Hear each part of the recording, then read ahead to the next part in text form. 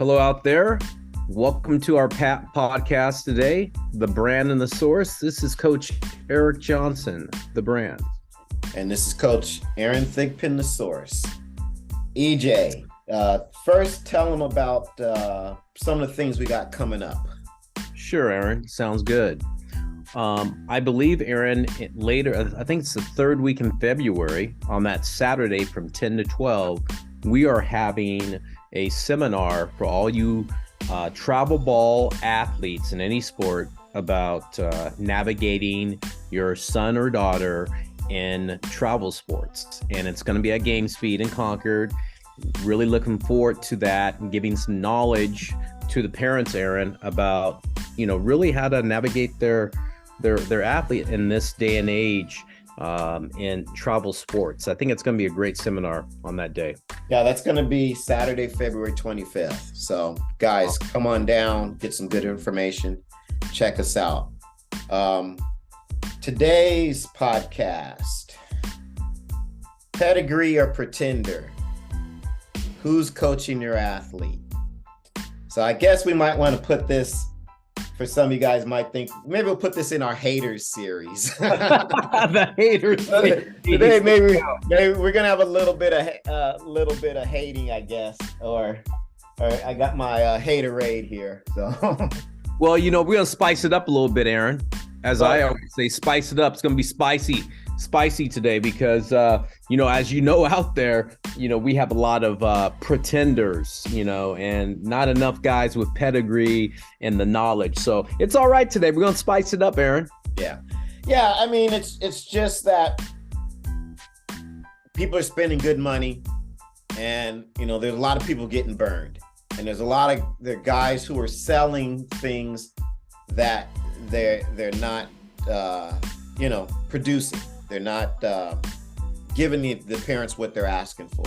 So, and this is a process that everyone, should be going through. It's really about how to vet your coach. And I guess there's different ways to look at how to vet a coach. I always think there's a combination. You always want to find someone who has a combination of experience as an athlete, experience as a coach, and time in both of those fields, not brief stints. And again, there's a lot of good coaches out there, especially young coaches who are just getting started. Right. Okay. But, you've also got to be careful that individual can give your athlete what they're looking for. And I know our business goes off a reputation. I mean, I get a lot of my athletes by referral, but I still, one of the reasons why I have a website is so that people can go and look and see what I'm about, where I've been, so that way they understand who I am as a coach, kind of where my philosophy is, where I'm going, and be comfortable and confident in sending their athlete to me. And nowadays, I see guys who are, coming up in the field, or may have been in the field, and they haven't really seemed to they don't put any of their credentials out there. Right. You go to a website and it's just like their name in blank, and it's like, well, right. What's to make the parent and the athlete feel comfortable about you as a coach or a trainer, and where you've been and where you may be able to take them. And I think that's a key point, because it tells you a little bit about how this guy may be interacting with your kid. Or is he just a guy who hung up a shingle and said, hey, I'm giving batting lessons, or I'm giving speed lessons. Right. And so I think looking at that combination of athletic past, coaching and instructing past, and years of experience, that's an important combination, and you want to maximize that. So that's where I'd start, because again, if you're going to look for a doctor, you're going to look for a lawyer, you're going to look for any other professional, you'd probably want to know that.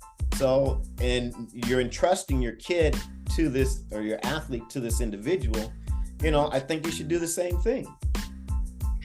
I agree with you 100%. I see a lot of this, happening. I mean, it happens to us. We always send people to our website, Aaron, all the time and say, hey, listen, find out what I'm about. I always say that, find out what I'm about. I think out there today, you just have a lot of people collecting paychecks or collecting money.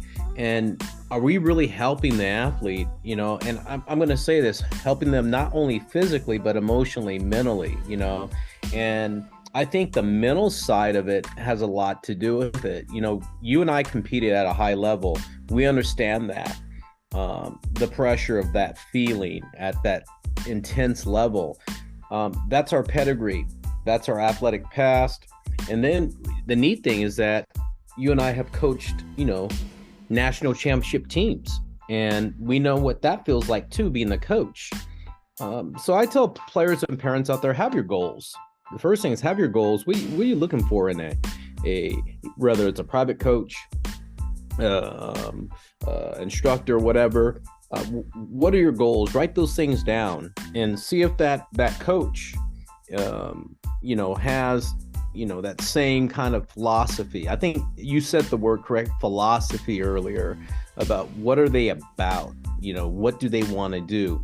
And I tell players this, what is your goal at the end of the day? Do you want to be, do you want to be a high school athlete? Do you want to be a college athlete? You want to be a professional athlete? Well, be affiliated with somebody that has, is moving in that direction. And I think that's kind of important there. Just don't have somebody that has a lot of fluff and not a lot of content. Yeah.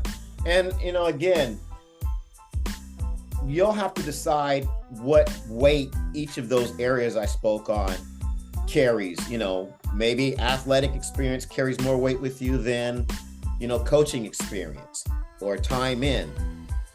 But, not all great athletes make great coaches, and there are some very good coaches and trainers who hadn't played the game, but, they've got time in. So you want to research all of that, and you want to have an idea of, okay, hey, is this skill set, this trainer's skill set, this coach's skill set commensurate with what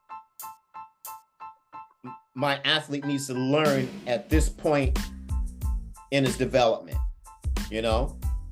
So right. For a beginner, a younger coach or a less experienced coach may be fine, if they're still teaching the fundamentals and establishing that foundation, may be fine. If it's just, hey, this is what I did, well, I don't think that's as, a strong a reason.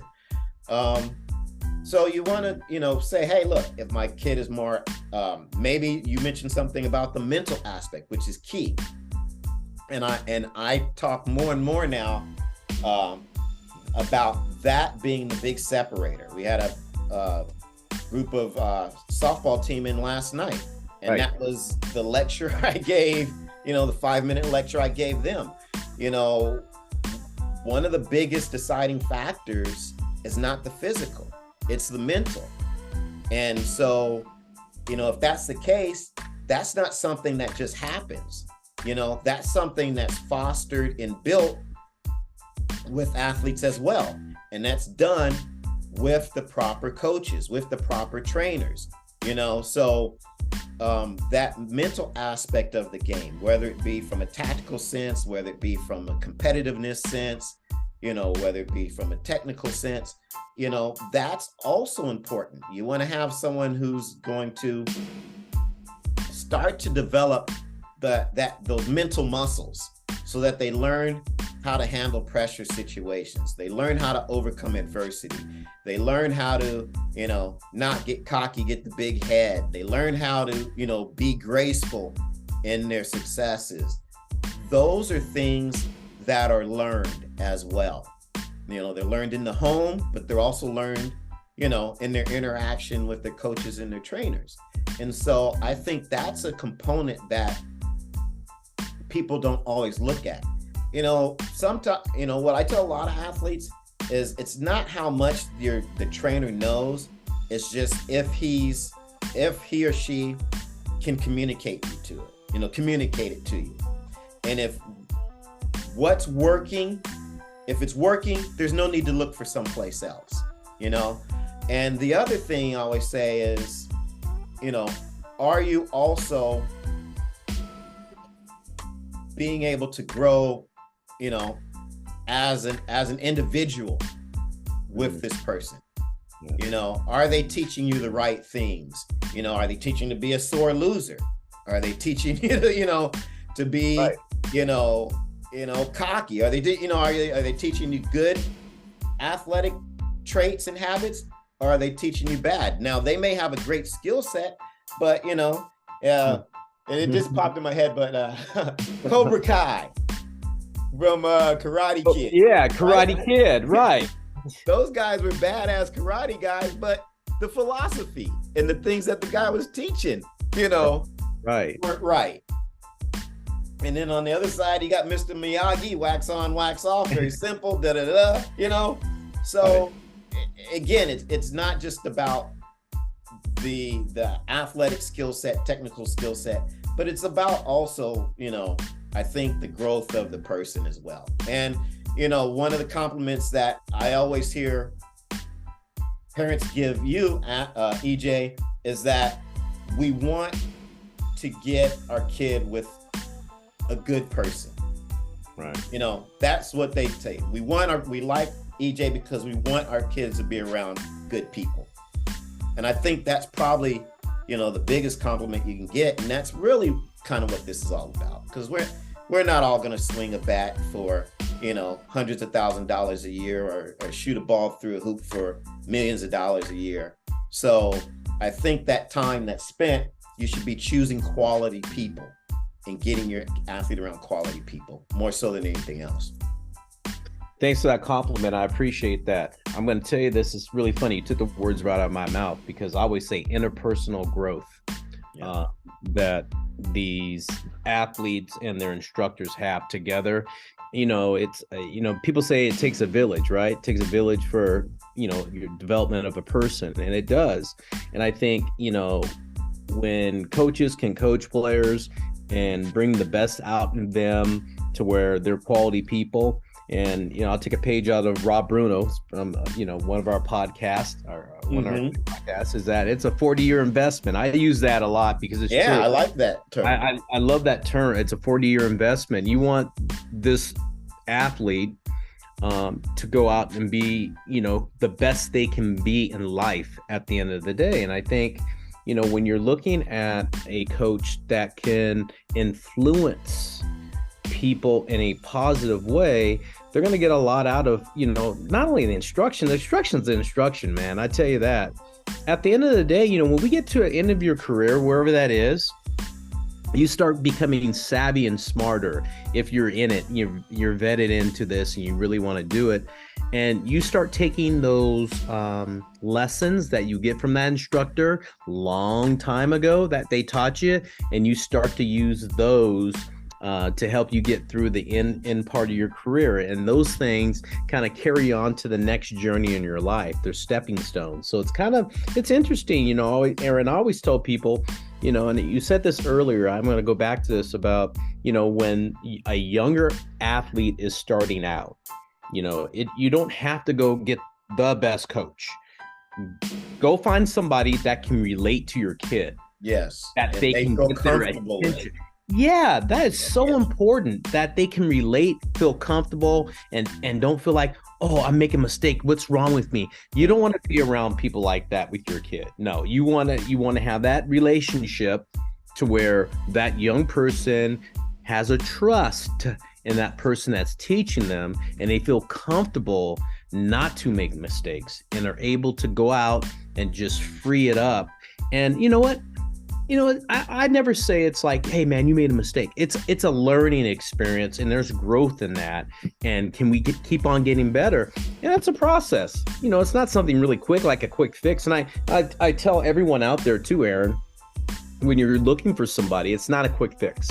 Yeah. I think that's a whole nother subject here about quick fixes, quick fix syndrome. That's what I see a lot these days, is that quick fix syndrome. I got to get ready for this meet. I have 4 weeks or I have 2 weeks. I gotta get faster, or, stuff like that. And I know you can and talk about that subject. That happens to both of us quite often sometimes. But yeah, I think that's important. Well, yeah, I mean, to relate that to what we're talking about, again, when you're vetting some of these coaches and trainers, be careful of some of the promises, some of these quick fix promises. I know it sounds great, but not everything is always that simple. And so, we have the podcast Magic Beans that kind of talks about a little bit about where, you got to be careful about chasing everything that's put out there. And I know with social media, it's very easy to get enamored with what's being shown on the social media of, a baseball team, a basketball team, a coach, a trainer, and let that influence you. But, I always say, lift up the hood, kick the tires. You may not know exactly what you're looking for, but you might see something that doesn't resonate with you, So I always say dig a little deeper, take a time to read their website. If they don't have a website, find out more about them and maybe ask why, because anyone who I feel who's worth their salt in this business has no problem putting up, who they are, where they've been. It kills me. You'll pull up a site and the guy say he's been in the business for 15 years, but he has no bio. You gotta, you gotta wonder why. And it's not about, having a fluff page or anything like that. Right. But, you should be able to state, hey, this is who I am. This is what I stand for. This is where I've been. And just to kind of backtrack a little bit, you talked about Rob Bruno's quote, which I love too, is this for a lot of kids is a 40-year investment in terms of who they are in their development as a person. A couple examples. I just spent an hour and a half talking with one of my athletes who's about 45, 46, who I coached years ago at Chabot, who's now opening his own sports performance center out in the Central Valley. And, that was one of the things he says. He goes, Coach, even though you weren't necessarily working with the jumpers, because I was a sprint coach, but he goes, I remember your philosophy and how you interacted with, he sprinted sometimes, but how you interact with us and kind of, he took some of those lessons and now he puts them into play with his athletes and also as well as business, and that was something that happened 20-something odd years ago. So, the interaction you have with your coaches does reverberate, those ripples go out far, they're far, reaching. And so you want to make sure your athlete is in, the presence of people who are going to give those kind of positive, ripples. The other example real quick was we had lunch with Ben Clark, who's now getting married, and this is a kid, you've probably had since he was in the 6th grade, Right. Exactly. And one of the things he mentioned is, hey, I took your teachings, and we weren't necessarily, we were teaching him as a baseball athlete, but there are other things that he got with his experiences with us that also have shaped him, into, being the young man he is now and moving on and getting married and playing baseball, collegiately. So, it's satisfying to hear, definitely on our end, but right. Those are some of the unforeseen, I guess, negative and positive reverberations of your interactions that your kid has that you really need to think about, because, it might sound cliche-ish, but you can, coaches and teachers and other individuals who come in your athlete's life can shape who they are, for better or for worse. So, just like, again, finding any other professional, you want to make sure they're around quality people. Yeah. and people who are real. I mean, just one more thing. We got the guy who's in, now to talk politics. So some of you guys might turn this off right now, but you got the guy, what's it, Santos, out of New York. Right. Yeah, the guy lied on his resume, and he lied to a pretty big extent. And, I don't carry water for Democrats or Republicans, but, that's got to make me wonder about the integrity of this guy, and I wouldn't want someone like that representing me, and so I think it's the same thing in sports. If the guy has to do all of that just to get the job, he's probably not of the moral fiber or character that I really want my kid around. Yeah. You couldn't have said that any better. Be around quality people out there, parents, and that can influence your kids in a positive way that can make them be better people in the long run. That's what we're really saying at the end of the day, Aaron. And do have pedigree and do have experience, but also have those good interpersonal skills to have growth. Okay, so hey, with that said, Aaron, you got anything else for the people out there we got coming up, Aaron? I think that's it. Just follow us, right? Follow us as much as you can. I just continue to listen to the podcast. I know there's a lot of you guys out there. We'd love to hear from you. I'm always saying that. Tell your friends, send us questions, a quick text, a quick email. It all gives us information for our next podcast. It helps to kind of spark that conversation. These also are being put on our YouTube channel. So if you can stand looking at our mugs for 30 or 40 minutes, go to the YouTube channel. But we do appreciate you guys listening. Spread the word. And again, we've got some good things coming up, especially that seminar. I think that's going to be a great first step for a lot of parents and getting some information and just getting to know us too.